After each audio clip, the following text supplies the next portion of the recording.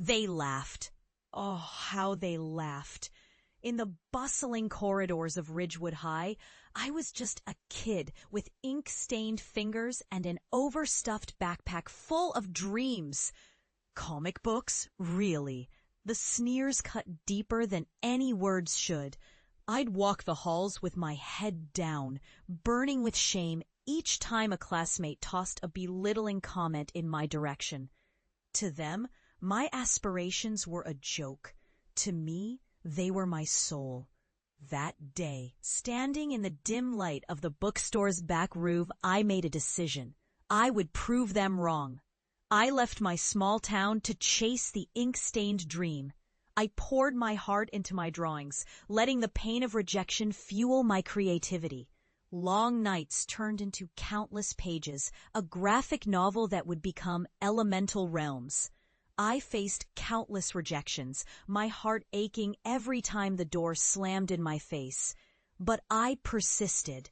I forged my narrative against the odds. And over the years, I paid my dues. Then came the moment of unexpected triumph. Netflix reached out, wanting to adapt my story for screen. I still remember the shivers crawling down my spine like whispers of redemption. After years of struggle, every ounce of grit I'd fought through was culminating into this one moment. Fast forward several years later, here I stood, back in Ridgewood at the very bookstore that had once been a refuge from the mockery. The walls were painted with nostalgia, and the scent of coffee filled the air. As I set up for a fan meet, a wave of anxiety washed over me. What if they still laughed? What if they saw me just as that shy kid weaving fantastical stories in the shadows? But as the crowd began to gather, the energy shifted.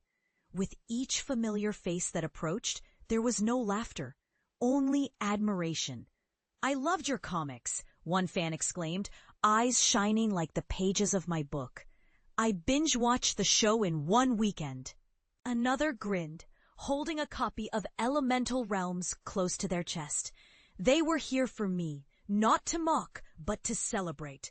When it was my turn to speak, I felt an unfamiliar warmth bloom in my chest. Thank you for believing in stories, in imagination. Thank you for believing in me. My voice trembled with unshed tears. The laughter of my past faded, replaced by a chorus of support that filled the bookstore. In that moment, I understood. I had returned, not for revenge, but to connect. I had transformed the humiliation into an anthem of resilience.